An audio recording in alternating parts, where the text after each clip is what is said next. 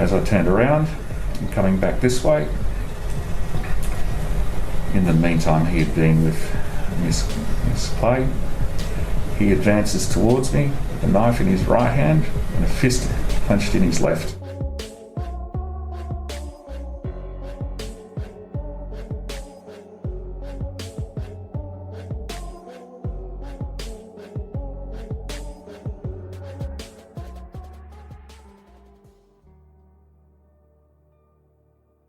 The Wonnangatta Valley, which is located deep in the Victorian High Country, is an isolated and rugged expanse of wilderness. Dense forests stretch on for miles, cutting off much of the outside world. Phone reception is unreliable, and some landmarks don't even appear on maps. It's a place where nature dominates, where a wrong turn or a sudden shift in weather can leave even the most experienced hikers disoriented and lost.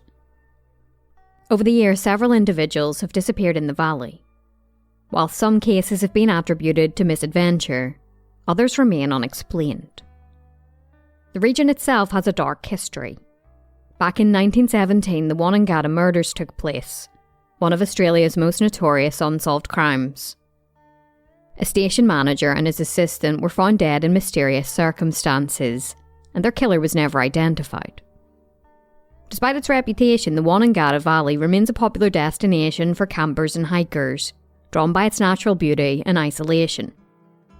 In March of 2020, however, a discovery was made that would add another chapter to the valley's history of mystery and intrigue. A camper moving through the remote bushland came across an unusual sight. It was a campsite, burned almost entirely to the ground. The remains of tent poles, chairs and personal belongings lay among the scorched earth. Nearby, a vehicle sat partially damaged by the fire. The keys were still in the ignition. There was no sign of a struggle, no tracks leading away from the scene, no indication of where the occupants had gone.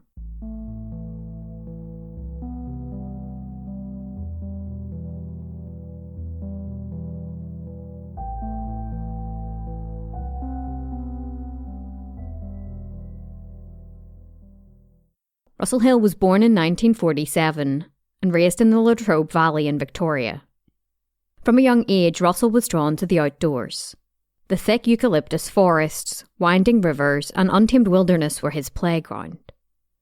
Russell spent his childhood exploring the dense bushland, developing skills that would later define him: resilience, self-sufficiency, and an innate understanding of the land.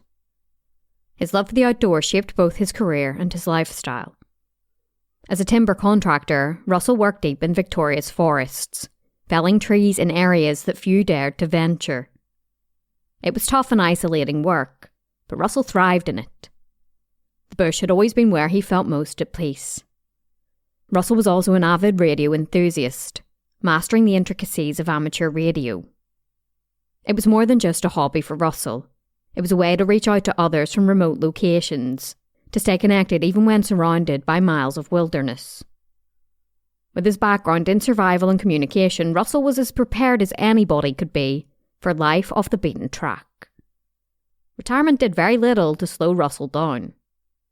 Even though he was now 74 years old, he continued his adventures, setting out alone for days or weeks at a time, immersing himself in the solitude of the mountains. Russell particularly loved the Wonnangatta Valley, a remote and breathtakingly beautiful region of the Alpine National Park. He knew the valley intimately. He'd even built some of the tracks himself. Furthermore, his uncle Gary Hill had been accidentally shot and killed by a nephew in the area back in 1994. There was a plaque erected at a place called Hilly's Camp in his memory which read, "Not every stag under a tree is a deer." When he wasn't out camping, Russell was a family man. He and his wife, Robin, had been married for over 50 years. They built a life together, raising children and later welcoming grandchildren. But no matter how much he loved home, the wilderness always called him back. As he grew older, Russell had picked up a new hobby: flying his drone. He captured sweeping shots of the landscapes he loved, documenting his journeys in a way that he never had before. It was a modern twist to his lifelong passion for exploration. On the 19th of March 2020, Russell packed up his Toyota Land Cruiser, hitched his trailer, and kissed Robin goodbye. She packed her husband his antidepressant medication and alcohol, and gave him some cash to get lunch on the road. He planned a week-long trip, visiting campsites along the Dargo River before making his way through the Wonnangatta Valley. It wasn't an unusual trip. Russell had done this countless times before. He knew the dangers of the terrain, the unpredictable weather, the steep mountain passes, the wild animals. But Russell was prepared, as always. What no one knew that morning, as he drove off towards the mountains, was that Russell Hill would never return.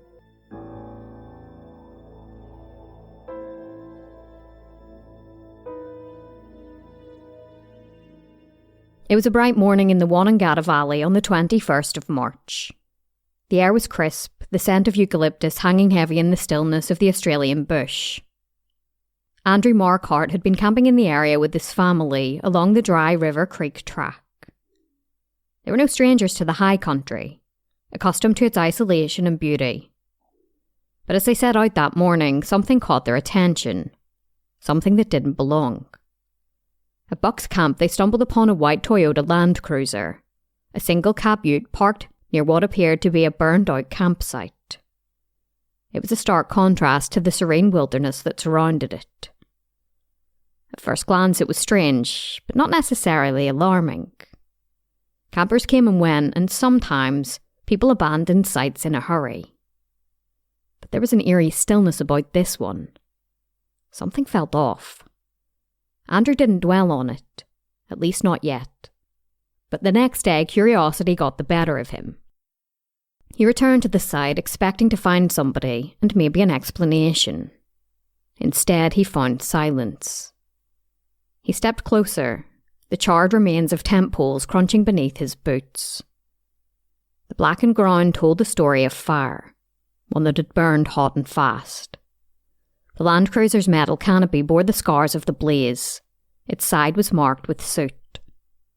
The car battery was scorched, yet the vehicle itself was still operational. The key sat untouched inside. Andrew lifted the lid of an S-key. Inside he found food, including tins, packets, and everyday sundries. Nearby, another cooler was filled with rum, soft drinks, and milk. It looked as though someone had just walked away. But why? The most unsettling detail was what had been left behind. Thousands of dollars worth of camping equipment, untouched. And inside the vehicle on the passenger seat was a handbag. Andrew took some photographs of the scene before packing up his own camp and heading back home to Melbourne. A couple of days later, Russell's wife, Robin, was growing anxious. It had been almost a week since she had heard from her husband. The last time she heard from Russell was on the 20th of March. He had radioed, his voice crackling through the static, mentioning that his transmission was weak. At the time, she hadn't thought much of it. Robin knew how unpredictable reception was in the valley. It was nothing unusual. But now days had passed, no contact, no word. A feeling settled deep in Robin's stomach. A feeling she couldn't shake. Something wasn't right. She reported her husband missing. When detectives arrived at the Wonnangatta Valley, they stumbled upon the same unsettling scene that Andrew had discovered days earlier. It was Russell's Land Cruiser. The burnt-out remains of a campsite. The scattered remnants of a trip that seemed to have ended in chaos. It was Russell's vehicle, his license plate. But Russell Hill was nowhere to be found. And he wasn't the only one. As detectives examined the contents of the vehicle, they made another discovery. Inside the vehicle was a purse, and it belonged to a woman named Carol Clay. And Carol was missing as well.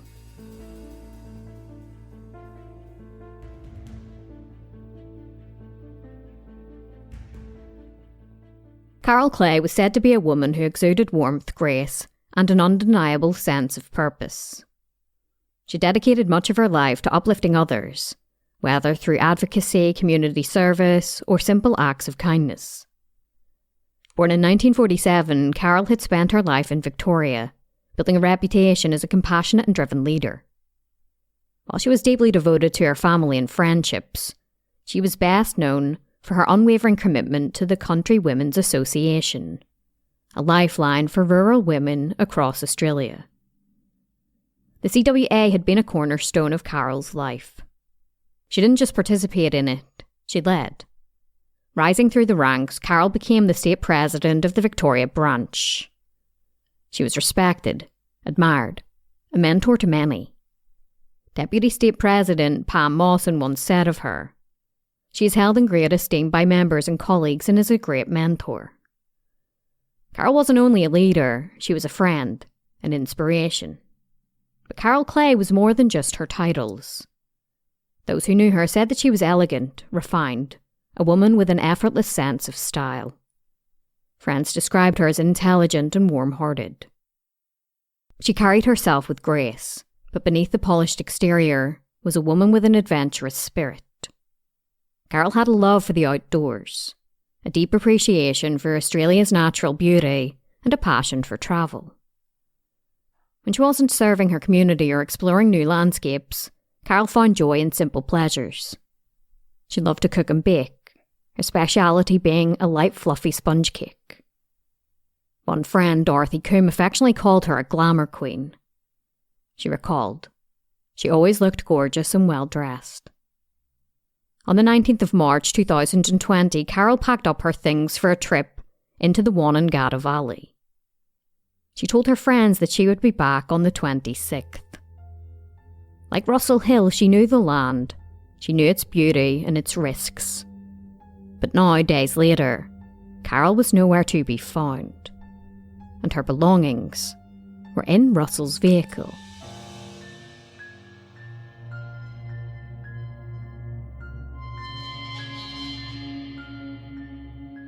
On the surface, Russell Hill and Carol Clay were simply two people who loved the wilderness. Two experienced campers who had ventured into the Wonnangatta Valley for a week-long escape separately.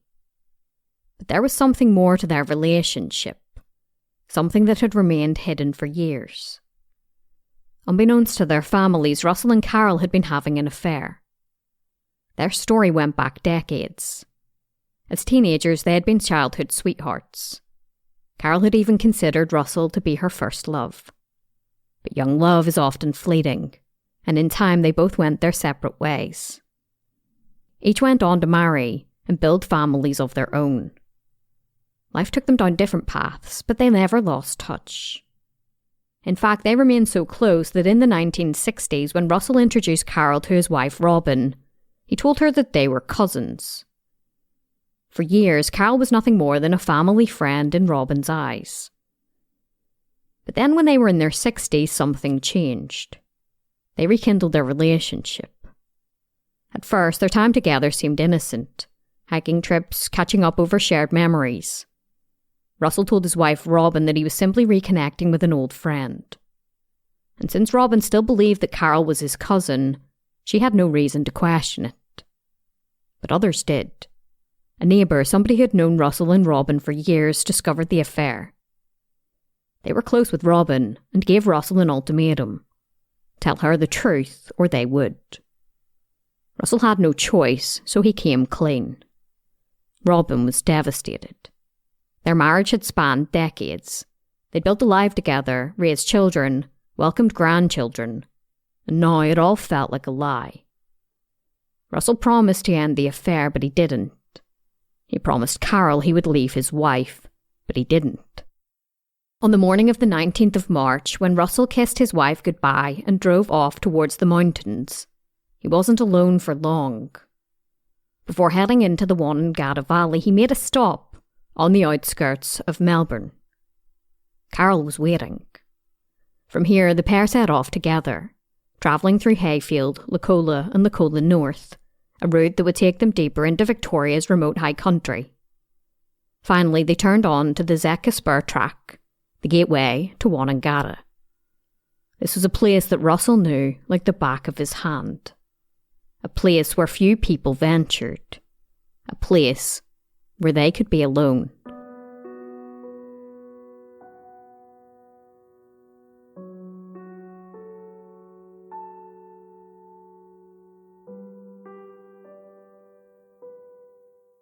Back in the Wonnangatta Valley, the search for Russell Hill and Carol Clay had begun. The scene that detectives encountered was puzzling. A white Toyota Land Cruiser seemingly abandoned, a burnt-out campsite and thousands of dollars worth of camping gear left behind. But Russell and Carol were nowhere to be found. Inspector Craig Gaff, one of the officers leading the search, commented, "There's been a minor fire in relation to some of their equipment, but Mr. Hill's car is certainly serviceable and drivable, and all their equipment is serviceable." Immediately something stood out. Certain key items were missing from the campsite. Russell's drone and both of their cell phones. Detectives considered a possibility. Had they wandered into the valley to retrieve the drone? Maybe Russell had been flying it and it crashed somewhere in the thick bushland. Had they gone searching for it and lost their way? Russell had local knowledge, but even the most experienced outdoorsman could become disoriented in the dense wilderness, especially at night. And in the Wonnangatta Valley, the nights were unforgiving. As the sun dipped below the horizon, temperatures plunged. At night, the mercury dropped below freezing. And the valley had its own dangers. Packs of wild dogs roamed the area, often hunting in groups of 4 or more. An injured or weakened person would be vulnerable. And then there was the fire. Was it simply an accident? Perhaps a gust of wind had caught an ember from their smouldering campfire and ignited the tent. Or was it something more sinister? Another theory emerged. Had Russell and Carol staged their own disappearance? Had they run off to start a new life together, leaving behind their former lives? It seemed unlikely. Russell's car was still there, along with his wallet. Their belongings had been abandoned, but in those early days, no theory could be ruled out. Search and rescue teams were immediately deployed. Mountain cattlemen and a wild dog trapper scoured the dense woodland. A police helicopter flew overhead, scanning for any signs of movement. The Mountain Cattlemen's Association of Victoria joined the search, using their knowledge of the terrain to assist investigators. Inspector Gaff explained, "It's pretty rugged, thick bush with steep inclines and very remote, and there's lots of different tracks they've maybe taken." A staging post was set up at Surveyor's Hut along the Wonnangatta track. The first step in the investigation was retracing their last known movements. They knew that Russell was a radio enthusiast. Since cell service in the valley was spotty at best, Russell had a routine. Each evening he checked in with his radio friends at the same time, 6:30 p.m. They all logged on, a small but tight-knit group who stayed connected despite the vast distances between them. Robin listened in, as she always did. She wasn't licensed to transmit, she could only listen, but hearing Russell's voice each night reassured her that he was safe. But on the 20th of March, something was different. Russell's final transmission was brief. His friend Rob Ashlin recalled, he was speaking like normal. He never had a worry in the world. But Russell mentioned that he was having issues with his radio signal. And then silence. He never checked in again. When police informed Robin that her husband hadn't been alone on his camping trip, she was devastated. She thought that Russell was camping by himself, just as he always did. Instead, he'd been with Carol. Despite the heartbreak, she wanted nothing more than the both of them to be found safe. When asked if she had a message for her missing husband, she gave a simple, painful response. "You silly bugger."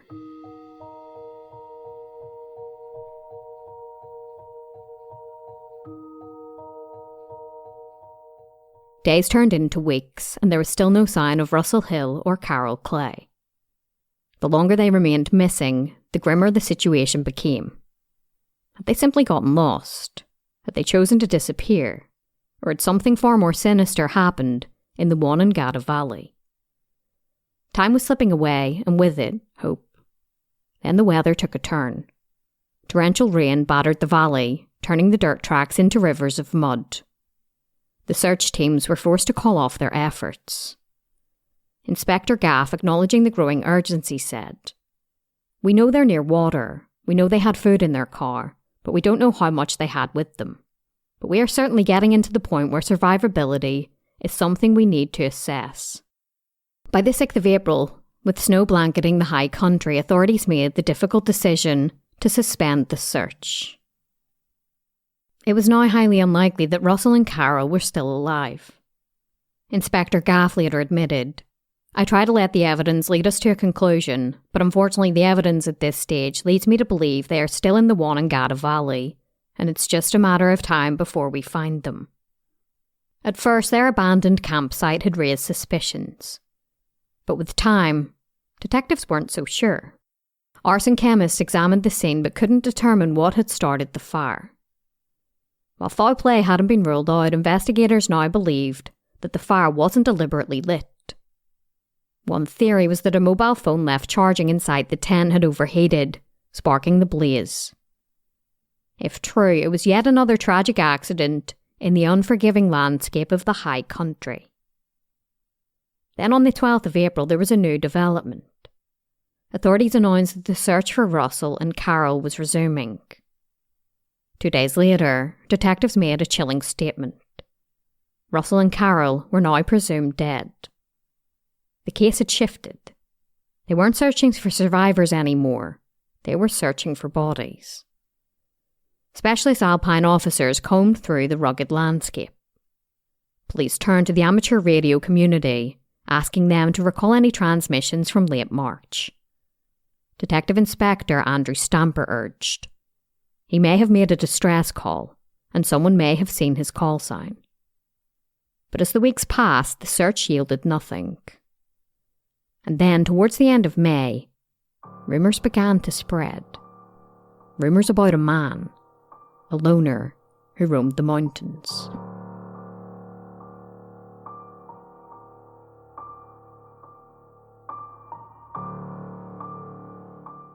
In the weeks following Russell Hill and Carol Clay's disappearance, rumours began to circulate. There had been whispers about a man who lived deep in the wilderness. A man who didn't belong to any town, who seemed more at home in the bush than among people. To those who had crossed paths with him, he was known only as the Button Man. Hunters and hikers spoke of a strange, elusive figure who roamed the high country, setting up camp in the most remote corners of the wilderness. He was just over 70 years old, but strong, remarkably so, eccentric yet highly intelligent. Most of the time he lived alone in the mountains, but every now and then he would drive his 4-wheel drive into town for supplies and stop at a pub in Mansfield for a beer. He spent his days carving deer antlers, using the bone to make buttons and large plugs for his stretched ears. He was unsettling, but was he dangerous? Hunters passing through his camp reported seeing handmade spears scattered around. Others spoke of a night around a campfire when the Button Man appeared uninvited. He lingered on the edge of the firelight, making awkward conversation before vanishing into the trees. And then there was the wildlife photographer. He'd spent days taking shots in the high country, unaware that he was being watched. It wasn't until he returned home and downloaded his photographs that he found something disturbing. Among his images was a photo of himself, asleep inside his tent. It was enough to send a shiver down the spine of anybody who had camped alone in the bush. Could the Button Man have been involved in Russell and Carol's disappearance? Had they encountered him that night in the Wonnangatta Valley? The rumours reached detectives, and soon the mysterious bushman became a person of interest. Investigators tracked him to his camp deep in the wilderness and they questioned him. But they left, satisfied that the Button Man had nothing to do with the disappearances. The investigation hit a dead end once more. Weeks turned into months. And then, by the end of June, detectives made a grim announcement. Russell and Carol had most likely met foul play.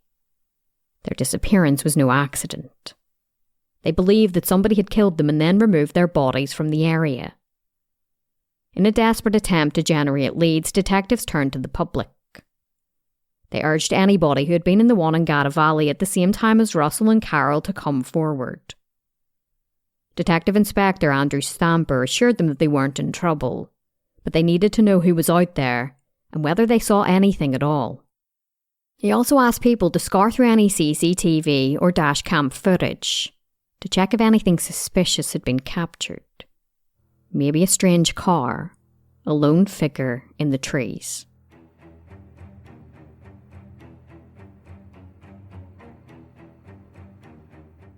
Months continued to pass. The search was practically over and the headlines had long faded. But for the families of Russell Hill and Carol Clay, the nightmare was far from over. Russell's daughters, Colleen and Debbie, spoke publicly for the first time in October of 2021. When they first heard about their father's burnt-out campsite, they assumed he had wandered off to find water. But as the day stretched into weeks, it became clear that this wasn't any ordinary disappearance. Debbie said, "He wouldn't hide. It's really hard. It's not getting any better. It's not knowing. You're just stuck." Colleen said that she missed the little things, the everyday moments. She missed being able to call her father. Carol's sister Jill had no doubts about what had happened. She believed that they had both been killed. And to the person responsible, she had a message. You've undertaken a heinous act. You've got to live with that for the rest of your lives. While the families mourned, detectives were closing in. They'd come across a breakthrough in November of 2021. On the 21st of March, just 2 days after Russell and Carol vanished, Russell's phone reconnected to the network. But it wasn't near the Wonnangatta Valley. It was in a place called Mount Hotham, a different section of the mountain range. His vehicle was still at the campsite, so how did his phone get to Mount Hotham? Somebody had driven it there, and detectives believe that same person had killed Russell and Carol. There weren't many surveillance cameras in the high country, but there was one. A single camera had been set up to catch drivers skipping the entry fee at Mount Hotham Resort. Investigators scoured the footage, cross-referencing every single vehicle captured on the camera. One by one, they tracked down the drivers and ruled them out. Except for one. It was a dark four-wheel drive towing a trailer. It was driven by a man. Detectives believed that he was the killer, and in the back of his vehicle were the bodies of Russell Hill and Carol Clay. Desperate for answers, they released an image of the vehicle and asked for the public's help. Missing Persons Squad Chief Andrew Stamper had a theory. He said, "Everything seems to point towards this being some sort of confrontation, maybe an argument. But my belief is that the person who did this is probably just an ordinary member of the community." As it turned out, this same vehicle had been spotted before. Witnesses recalled seeing it near Russell and Carol's campsite. Some believe that the driver had been camping nearby, just a stone's throw away. Goran Miljevic had been driving behind Russell and Carol when they parked and set up camp.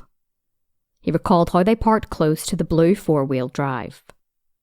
He found it strange considering there was plenty of room for them to park and camp elsewhere. Then at dawn, Goran heard a single gunshot.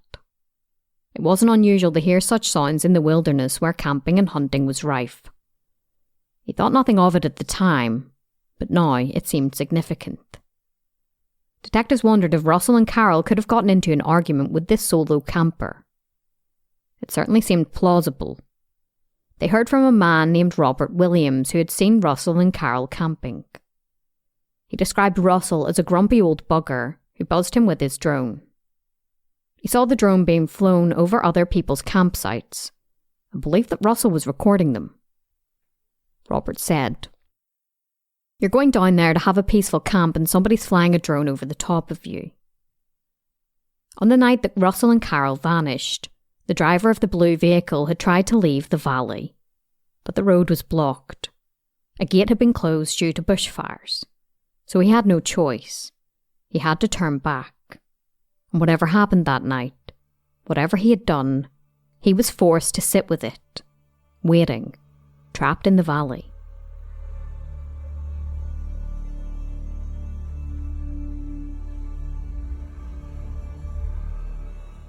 It was a quiet morning in East Gippsland on the 20th of November 2022. That was until the silence was shattered by two helicopters that roared above a remote section of the bush. Down below, nestled among the trees, was a single campsite. A brown Nissan Patrol sat nearby. Its body had been spray painted recently, as if somebody had tried to change its appearance. Elite officers from Victoria Police's Special Operations Group moved in. They were fast and quiet, and within moments a man was on the ground handcuffed. He was a middle-aged man camping deep in the wilderness alone. His name was Greg Lynn, and in the eyes of detectives he wasn't just another camper. He was a killer. Greg Lynn was no drifter. He was no loner living off the grid. He was a career pilot, a man whose life revolved around discipline, precision and control. Born in 1966, Greg Lynn had grown up in Australia, where his childhood fascination with flight turned into a full-time career. He was a commercial airline pilot, a captain for Jetstar, a low-cost airline under the Qantas Group. His colleagues described him as sharp and focused. One co-worker said, "I've flown with him a number of times. He's the most amazing pilot. Greg is one of the nicest people ever." Lynn's personal life mirrored the great Australian dream. He had a sprawling 2-storey home in Caroline Springs in Melbourne's west. A well-manicured garden, an Australian flag hanging in the front window. Behind the fence he kept bees. He shared his homegrown vegetables with neighbours and brought them fish that he had caught. By all accounts, Greg Lynn was a friendly family man. He'd lived there for a decade with his wife, Melanie, and their teenage son. It was the picture of suburban stability, but beneath that facade there was another side to Greg Lynn. His first wife, Linda, had died suddenly outside their home 20 years earlier.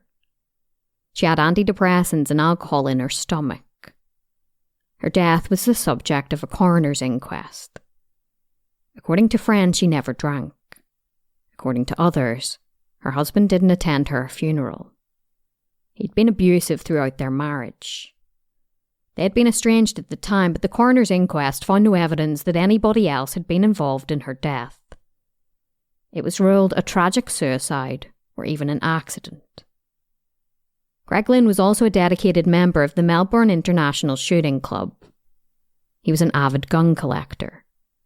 His home housed an arsenal, rifles, shotguns, precision weapons. He was a keen pig hunter that kept a collection of knives. And when the pandemic hit grounding flights, he found himself with a lot more free time. More time to disappear into the wilderness. More time to indulge in his true passions. Camping, hunting, and being alone. And now detectives believe he had spent that time covering his tracks.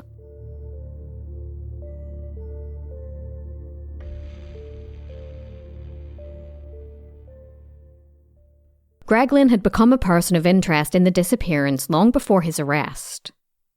Detectives had been watching him, and they had their reasons. They had captured his vehicle on camera. On the 14th of July 2020, 2 detectives arrived at his home. They told him that they were just gathering statements, that he wasn't a suspect. They asked him about the Wonnangatta Valley.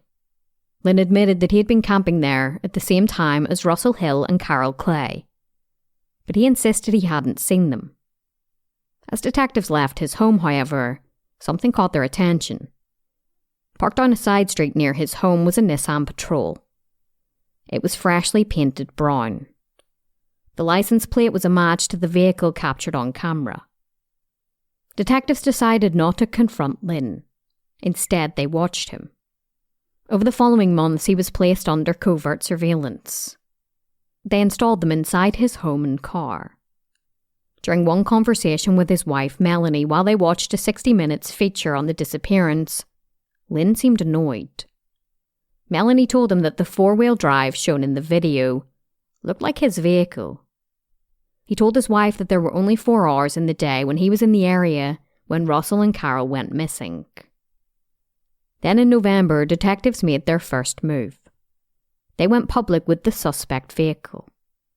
They mentioned a small but significant detail: a retractable awning on the roof.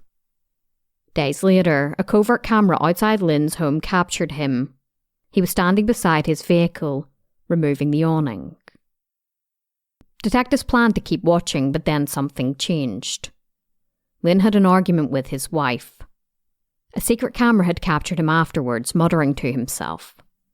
He mentioned that she would have to take care of the children alone. He then said that a snake bite would be a good way to go. Detectives feared the worst. They thought that he was heading into the wilderness to take his life, so they couldn't wait any longer. On the 20th of November, they made their move. A special operations group descended into the bushland where he was camping. They surrounded his campsite and swooped in. Greg Lynn was in custody, and now the truth was about to come out, or at least his version of it.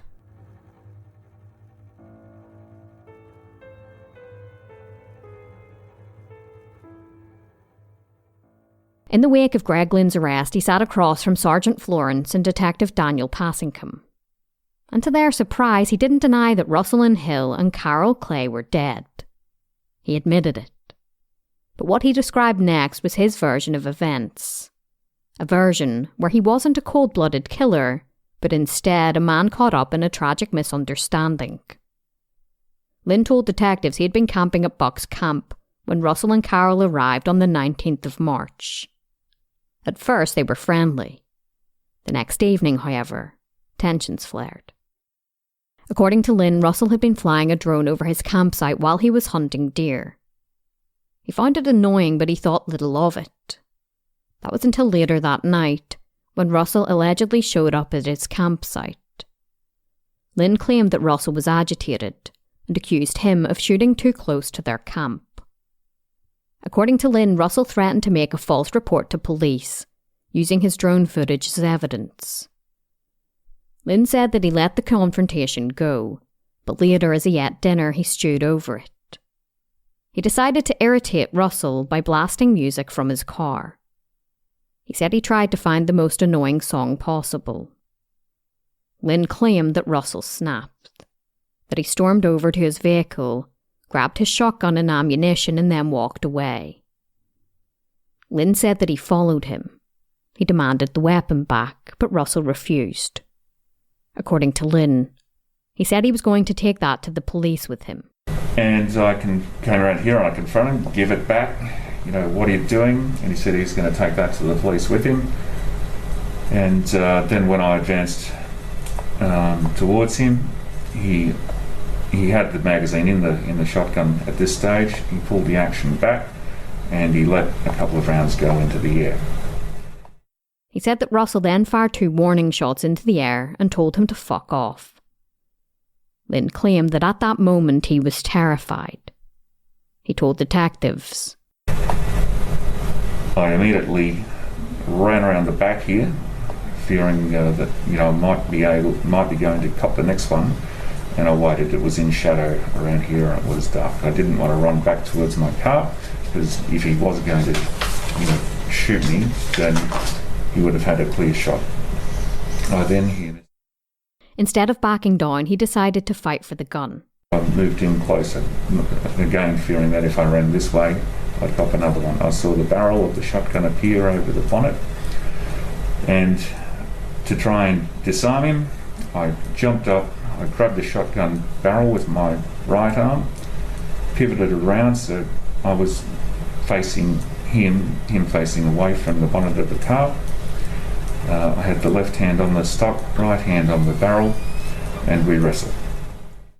He said he spun Russell around, pressing him against the front of the vehicle. He claimed he shouted at Russell to let go, but Russell didn't. It was a chaotic scene, and Carol yelled at Russell to stop, but the struggle continued. Then, a loud bang emanated in the quiet night. According to Lynn, the shotgun had discharged. A projectile tore through the mirror of the Land Cruiser and struck Carol Clay in the head. It killed her instantly. She was dressed in her pajamas. She was shot through the head. I saw her in the peripheral. I didn't actually see which way she was standing, but when later she was lying face down on the ground. Yep. Immediately, Russell Hill let go of the shotgun. Lynn insisted his hand wasn't on the trigger, that it was all an accident, that he was just trying to get his gun back. He said he grabbed the weapon and headed back to his vehicle and put it in the passenger's seat. But then, Russell allegedly re-emerged. As I turned around and coming back this way, in the meantime he had been with Miss Clay. He advances towards me with a knife in his right hand and a fist clenched in his left. He first takes a swing with his left hand. I blocked that. With his right hand, he takes a swing with the knife. I grabbed his wrist and with my left arm pulled over his right, and he pushed me over back onto the ground, and the knife went into his chest. Lynn said that in the struggle, the knife drove into Russell's chest. Lynn stood up. Russell crawled for a few moments, then stopped, rolled over, and died right there. It was a tragic accident, self-defense. At least that was the story that Greg Lynn told detectives. But if that was the truth, why did he go to such extreme lengths to cover it up? Why didn't he seek help?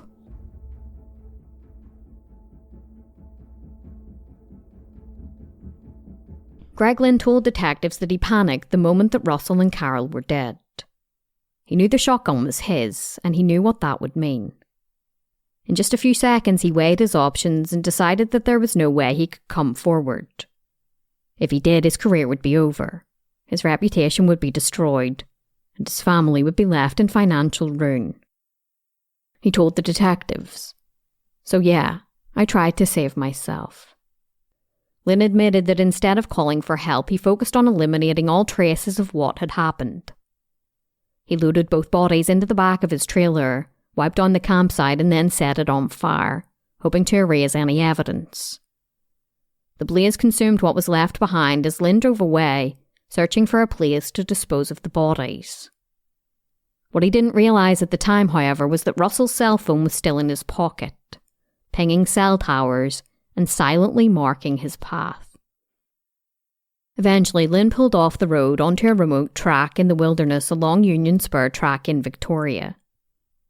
The area was isolated, long forgotten by most except for the occasional four-wheel drive or off-road motorbike enthusiast.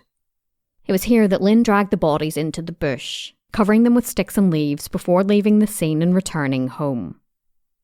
But despite his best efforts to move on, he couldn't shake the fear that something had been overlooked. 7 months later, Lynn returned to the site.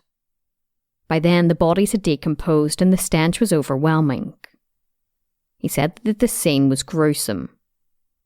Carol's head was largely missing because of the shotgun blast, but there had also been activity from a wild dog. Lynn said that he vomited several times, but he had come prepared. He doused the remains in kerosene, stacked logs on top, and then set them alight. Sitting beside the fire, he watched as the last physical evidence of Russell Hill and Carol Clay burned away. Hours passed, and when only small fragments of bone remained, he scooped them with a dustpan and scattered the ashes. Later in his confession to police, he coldly stated, "There's literally nothing there." Despite Lynn's belief that he had successfully covered his tracks, detectives were determined to find Russell and Carol. Armed with a confession, a search team was deployed to the area that he had described. The painstaking process of sifting through the dirt and debris began, with detectives carefully combing through the landscape, looking for any trace of the victims. Eventually, their efforts paid off. Among the scattered remains, police uncovered charred bone fragments, several teeth, a wristwatch, and a piece of women's jewellery. They also found a single spent bullet. Forensic testing confirmed what detectives already knew. Russell Hill and Carol Clay had finally been found. Greg Lynn had spent nearly 2 years trying to erase every physical trace of them, but in the end, science and persistence had sealed his fate. He was charged with 2 counts of murder.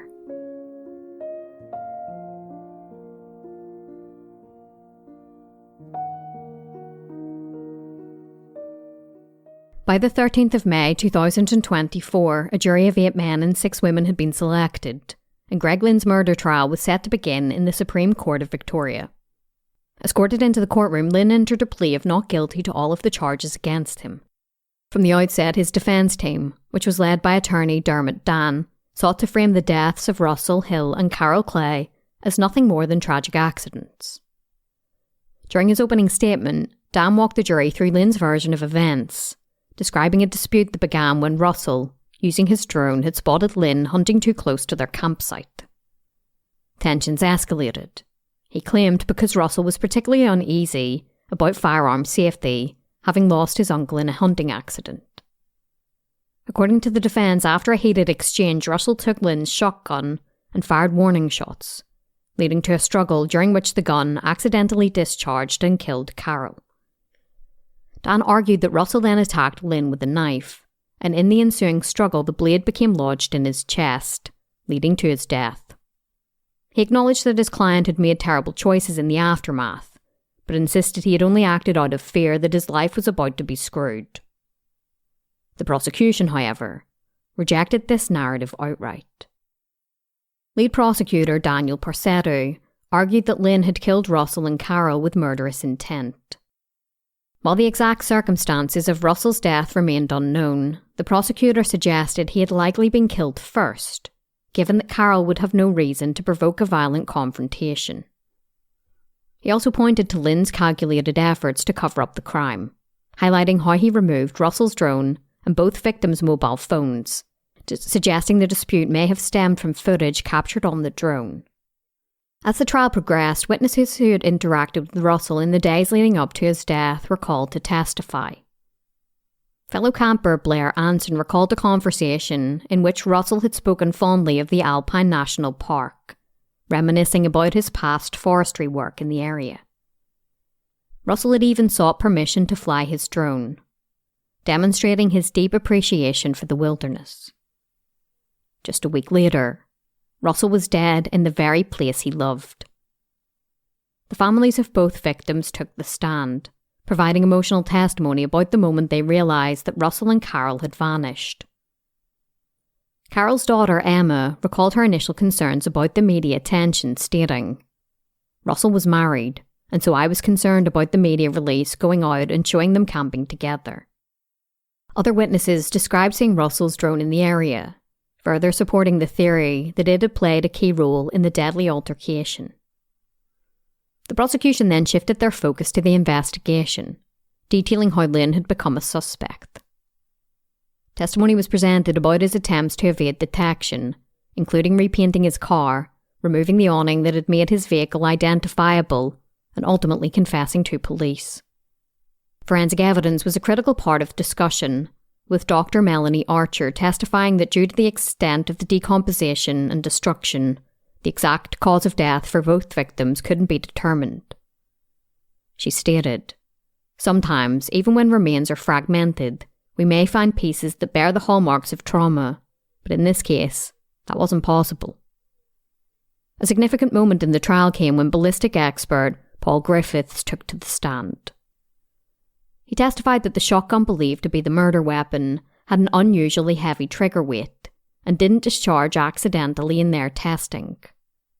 To fire it, he explained, one would need to manually load the magazine, rack the bolt-action firearm, disengage the safety and pull the trigger, making the defence's claim of an accidental discharge difficult to accept. However, under cross-examination, Griffiths admitted that he had conducted his testing using a different 12-gauge shotgun than the forensic However, under cross-examination, Griffiths admitted that he had conducted his testing using a different 12-gauge shotgun from the Forensic Services Centre library, rather than the actual firearm recovered from Lynn's home. The credibility of the forensic investigation took another hit when Officer Mark Gallatley, a police expert, was accused of misleading the court. He testified that while no traces of blood were found on the exterior of the shotgun, a red-brown stain had been swabbed from the inside of the barrel. He introduced a new theory, suggesting that blood may have been vacuumed into the barrel when the weapon was fired. However, defence attorney Dan was quick to challenge this claim, pointing out that the vacuum theory had never been mentioned prior to this point in the trial, and that he had failed to notify the defence about his intention in presenting it. He argued, "Can't you see coming up with that 3 weeks into a murder trial is totally inconsistent with your obligations as an expert witness? It looks like half-baked theories that end up going nowhere." As the trial neared its most critical stage, the jury was shown the videotaped confession of Greg Lynn. In the footage, he appeared composed as he sketched diagrams illustrating what had allegedly transpired and pointed out on a map the locations where he had dumped the bodies. While his confession was meant to provide clarity, it remained to be seen whether the jury would believe his version of events, or see it as a calculated attempt to minimise his responsibility for 2 brutal murders. The defence team called just one witness, Greg Lynn himself. Taking to the stand, he offered a brief statement to the families of Russell Hill and Carol Clay. He stated, "All I can say to the families is that I am very sorry for your suffering." Lynn went on to describe how Carol was positioned low to the ground when he and Russell struggled over the weapon. He insisted that he only saw her in his peripheral vision, but believed that she was getting up when the gun discharged. As he recounted the aftermath, he admitted to panicking and attempting to erase any trace of what had occurred. He told the jury, "There was blood spatter on the hitching rails and the tray base of the Toyota Land Cruiser. There was some on the inside of the canopy. I wiped all of that off." Under cross-examination, Lynn maintained that he had no reason to kill Russell or Carol. He described his actions after their deaths as despicable, but continued to insist he wasn't a murderer. The prosecutor challenged Lynn on his decision not to call police if the deaths had truly been accidental. Lynn responded, "I feared that I would be blamed for it. It would be devastating for everything that was important to me."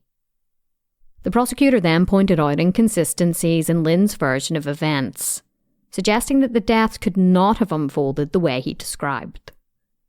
He noted that a rope guy line stretched between the bonnet of the Land Cruiser and a nearby portable toilet tent, an obstruction that would have made the struggle Lynn described nearly impossible. Once Lynn stepped down, the trial neared its conclusion. During closing arguments, defence attorney Dermot Dan urged the jury to put themselves in his client's shoes, asking them to consider what they would have done if improper gun storage had led to the deaths of 2 people. He painted Lynn as a man who had made some terrible choices out of fear rather than guilt. He stated he thought he was going to be blamed for the deaths, and he was 100% correct. He thought he was going to be wrongly blamed, and he is being wrongly blamed. Prosecutors, however, dismissed Lynn's theory as fanciful, a work of fiction he had nearly 2 years to perfect. They argued that his elaborate cleanup, disposal of the bodies and subsequent return to burn their remains demonstrated consciousness of guilt rather than panic. As the jury prepared to deliberate, Justice Michael Croucher informed them that the alternate manslaughter charge had been thrown out. This meant they could only reach one of 2 conclusions, guilty or not guilty of murder.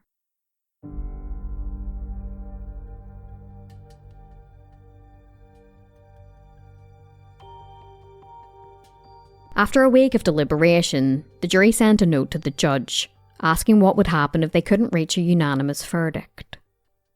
Justice Croucher instructed them that they must all agree on the same verdict. Not long after, they announced they had made a decision. Inside the silent courtroom, the verdict was read aloud. Greg Lynn was found not guilty of the murder of Russell Hill, but for the murder of Carol Clay, he was found guilty. The sentencing phase was yet to come, but before that, Greg Lynn got a brutal taste of what awaited him behind bars.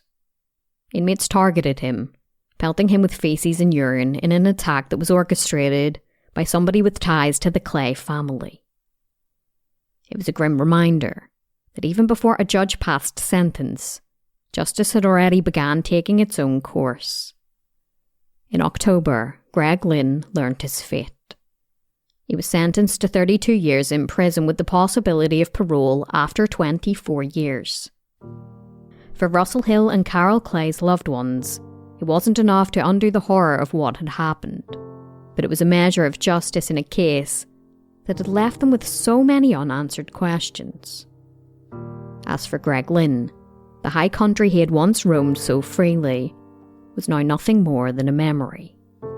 His future, confined to the walls of a prison cell, was no longer his to control.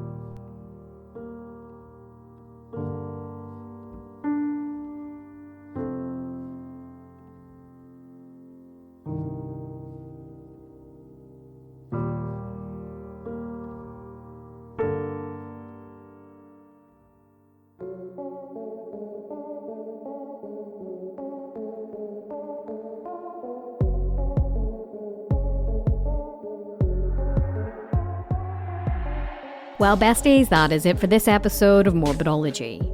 As always, thank you so much for listening, and I'd like to say a massive thank you to my newest supporter up on Patreon, Josh. As y'all know, Morbidology is a one-woman team, so the support up on there seriously goes such a long way, and I genuinely am eternally grateful. The link to Patreon is in the show notes, or alternatively, you can visit Patreon on your desktop and sign up that way. If you download the app and sign up through there, Apple puts on more fees. So if you would like to join, please do it on the desktop where it is much cheaper. Remember to check us out at morbidology.com for more information about this episode and to read some true crime articles. Until next time, take care of yourselves, stay safe, and have an amazing week.